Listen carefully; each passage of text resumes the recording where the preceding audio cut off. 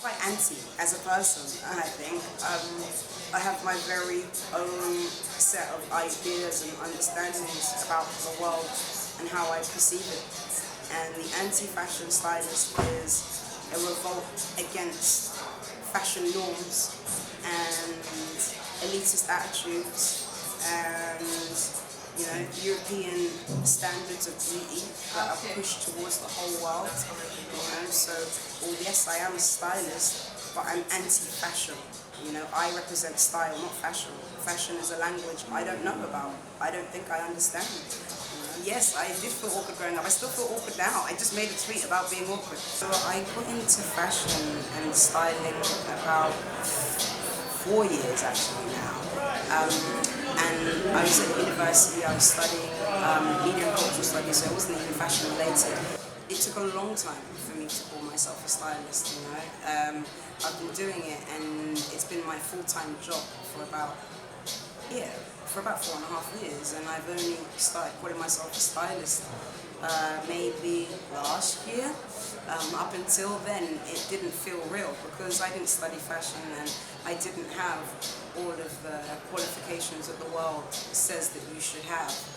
So it made me feel like, oh, maybe I'm just pretending and maybe this isn't real and maybe it's going to stop soon. And it even made me feel guilt sometimes for the fact that I was doing well and I hadn't studied anything, but I realise now with creativity and anything to do with being artistic, it just is what it is, I don't think it's necessarily something that can be taught, it just is how you feel. So I'm comfortable with the title now, stylist, and I say it.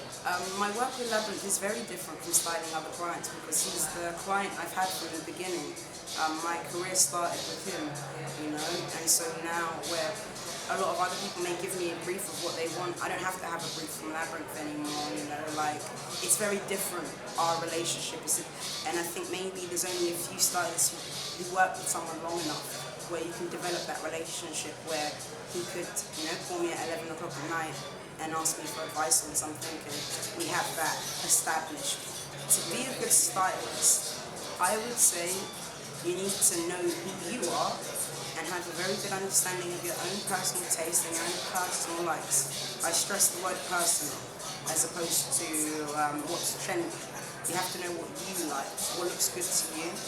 You have to be able to get along with people. I would say half of my job, maybe more than half, is the ability to get along with people. And that comes through empathy, that comes from sympathy and just understanding, trying to put yourself in someone else's shoes.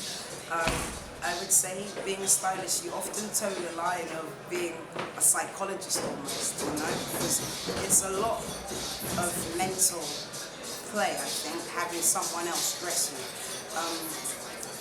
And a lot of patience, you have to have a lot of patience if people aren't necessarily taking to what you like or if you're dealing with difficult people. And humility. There's a lot of people, there's something about style recently where it has the ability to make people feel like they are above everyone. There's something about a guy in a fedora and black clothes that creates some moral superiority. That's just insane. I hope I don't have it. I definitely don't have it, I don't think. Labyrinth and I, we toy with lines that aren't always the most traditionally masculine. And to me, I think that is an important thing in kind of widening what it means to be masculine, what it means to be a man, because they're very narrow ideas, which I think is crippling to men, in fact. I think men often oppress themselves in the ways that they put boundaries on what a man can wear and what he can do. And so, with Labyrinth, I think we've kind of, he doesn't wear dresses or anything like that, but, it's more free, it's more open, so if there was a top that happened to be a woman's top, but it looks cool, then we'll wear it, it doesn't matter. My personal style, I'm reluctant to say I even have a style, I would just say I have themes, so I dress in themes. Today, I don't even know what today is. I don't know. I couldn't put any words on it today. It just went with how I felt about myself. But generally, my personal wardrobe or style is based on things that I'm inspired by. So I might watch a film, and I might be really inspired by the wardrobe. So then I'll get outfits that look like that, you know. Or I'm always just going through phases, you know, depending on what I'm reading, what I'm watching. You know, there could just be a particular scene or phase or an era that I'm stuck in for a little while. And when it comes to styling, I generally style men. Men are my main clients. And I think I have the ability to kind of be characters and to pretend that I'm someone else. And so when I do that, I pretend to be Labyrinth, I pretend to be him, and what I want to achieve and what I want people to feel about me and how I want to be received and things like that when I style him. And I guess my personal taste is reflected in, generally speaking, if I'm stuck in an era, then maybe the client will be stuck in that era for a little while. When I've moved on from that era, maybe the client will move on from that era too. Being myself is something I do well.